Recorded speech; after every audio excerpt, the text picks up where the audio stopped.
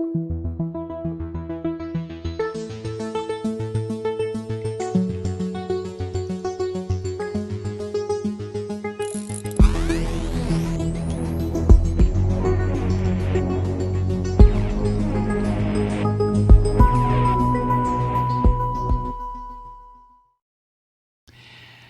do you do if you're a property owner and you have rental property? Say you have a bunch of apartments in a building, or you have two or three in a triplex, but you're a rental person. You have three or four properties that you rent to folks, and that is your income. You worked very hard all your life to buy this property or properties, specifically with the idea that the rental income from the properties would be your personal income in your later years.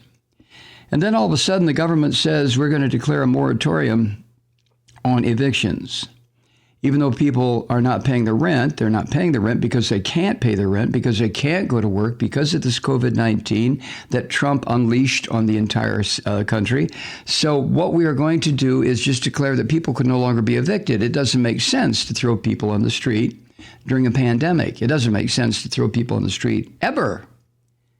But capitalism doesn't see it that way. So anyway, during the pandemic, no evictions. Well, you can see where there's both sides to this. What happens to the people who own the property, who are depending on this income? Maybe they haven't paid off the property that they now have divided into rental units, and they have to continue to make the mortgage payments. And all of a sudden, the money coming in for the mortgage payments is no longer there. Or if the property is fully paid off, and the people who own the property were depending on this for an income, all of a sudden the income's not there. What do you do? Well, there is a quick, sensible answer. And it's very easy to conceive of, almost impossible to put in place. The government of the United States guarantees the rental payments until this pandemic is over. Period. End of story.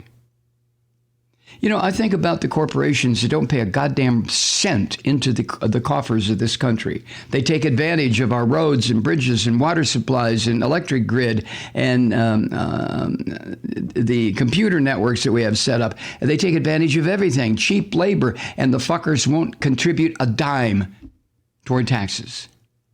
God, it just infuriates me. It puts me in league with the people who just want to pull the whole system down. Until I think about it for a minute and think, well, rather than pull it down, maybe we could just repair it? I wonder. But that's a solution to the rental property problem.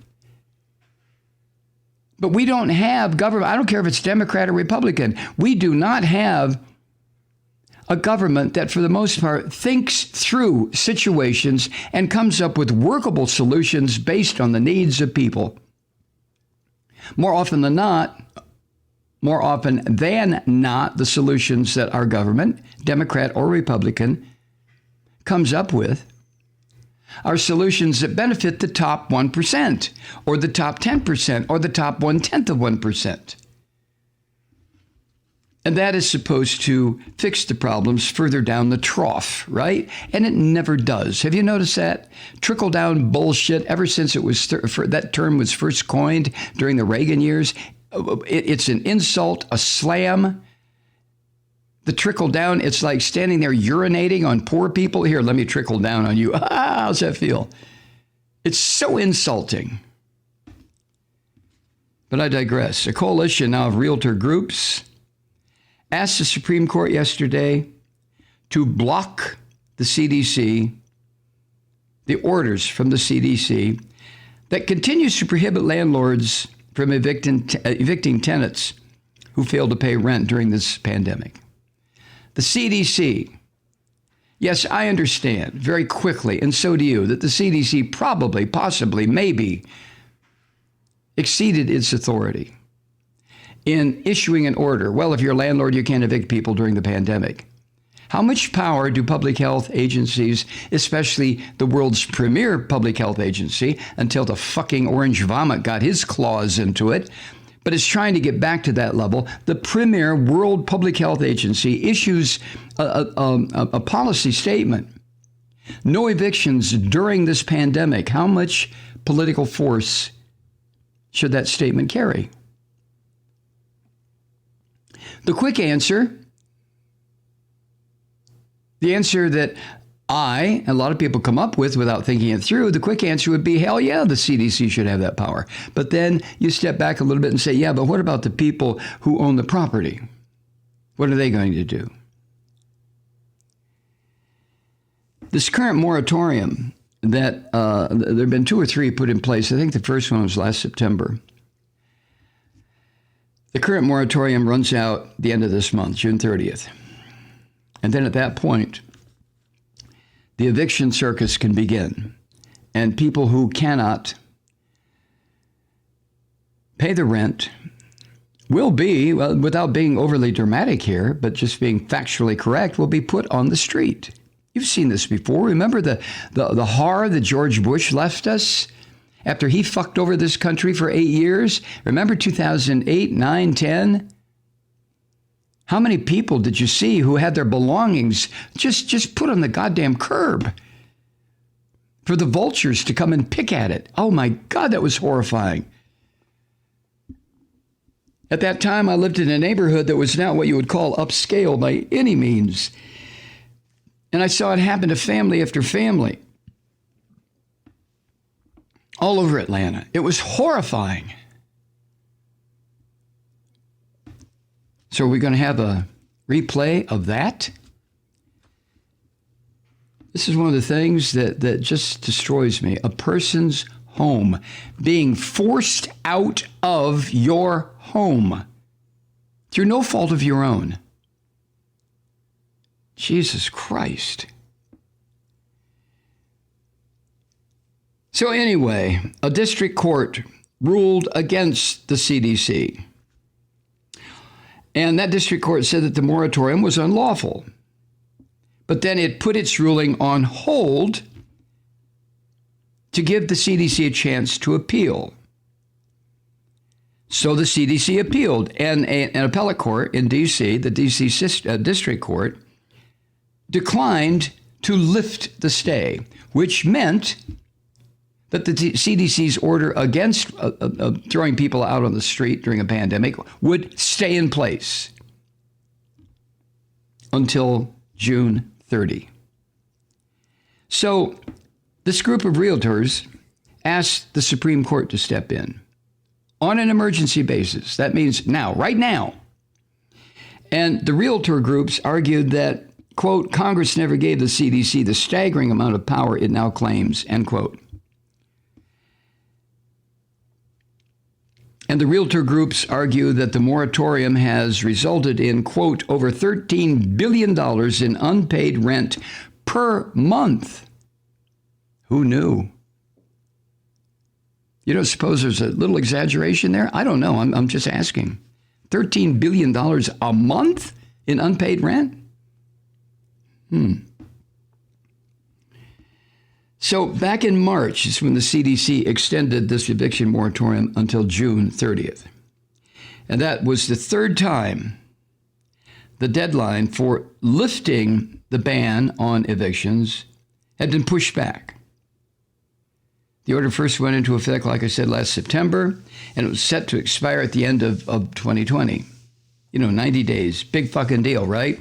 Then in December, the protection was extended for 2 months until January 31st.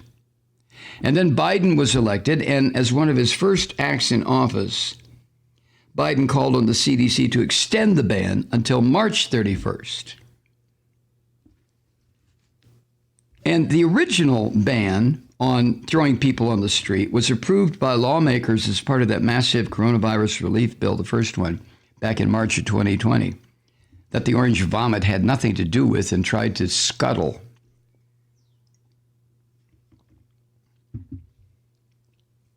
Now, as a matter of fact, there have been several legal challenges to that moratorium since March of last year.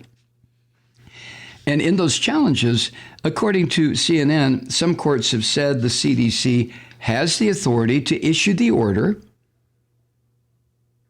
And the courts have rejected the efforts to stop the ban on evictions. They're saying, no, let the ban on evictions continue. What the fuck? What do you want to do? Throw people in the street? But what about the people who own the property? See what I mean? Other courts have ruled in favor of landlords. And then a federal judge in Ohio ruled that the CDC had in fact overstepped its authority in issuing the nationwide eviction ban to begin with. And housing experts, so, have noted the obvious, that there have been conflicting rulings at the district court level. And when it gets to that point, that's when the Supreme Court usually steps in. So that's what the realtors have asked for. The court has not responded yet because this appeal to the Supreme Court was just filed yesterday. In fact, last evening. But the solution to this, in my social democracy way of thinking, okay, my democratic socialist way of thinking is very simple. It is. It is simple. And that is, with 340 million of us in this country contributing taxes, and in so many instances, watching that tax money go to bullshit stuff like, I don't know, massive military that could blow up the fucking planet about 80 times over if we ever chose to, which apparently we're going to. And all the lack of tax money because of the corporations that just have decided somewhere along the line, the capitalists, hey, we don't need to do that shit. Paying taxes, that's for the little people. Remember the woman, the hotel owner in New York who said that? What was it, back in the 80s? Oh, she's dead now. Yeah. But to me, the solution is right in front of them. The people who pay rent should not be thrown on the street. The people who collect the rent, who own the property, should not be deprived of their income. There is a very easy solution. The government steps in. The government first says to the corporations, listen, you rotten son of a bitches, every one of you is going to pay a minimum of 15% of your profits into the coffers so we can keep the country running. Shut the fuck up. Just do it. That's a direct order. This is what King Mike Malloy would do, if I were king for a day. This is what Biden is trying to get, is a minimum 15% across the board taxes from these corporations that pay nothing. And that filthy Chinese agent, Mitch McConnell, that piglet, said the other day, no, that's not going to happen. No, that's dead in the water. That's not going to happen. We're not going to turn on people that keep us here. The capitalist motherfuckers will keep us in office. No, that's not going to happen. See what I mean? The solutions to this stuff are so simple. That's one of the things about democracy, though. The solutions look so simple on paper, but when you try to apply very simple theories, if we're going to live in a democracy, we all work together for a common goal. Don't laugh. That's what it's supposed to be. Doesn't the word come from demos, from the Greek, of the people, or from the people, or something? I never took Greek. I have no idea. I took Latin. Latin took me. So the solution is seemingly, to an uneducated person like me, right in front of us. Hi, Truth Seekers. Mike Malloy here. As you know, we've switched formats and are now broadcast exclusively on the Progressive Voices Network. So that means you get fewer program interruptions, no corporate commercials, and lots of profanity. But our format change also means some of our radio listeners no longer hear the program. It's been a while since I mentioned our podcasts, so you may have forgotten that there is a way to listen to this program anytime you need a good dose of screaming. Visit MikeMalloy.com and subscribe to our podcasts. As a podcast subscriber, you can download the program to your mobile device and take me with you wherever you go. And if you have a friend who needs a dose of truth-seeking, You can give a gift subscription as well. That's MikeMalloy.com, and never miss a minute of the uncensored fun and frivolity.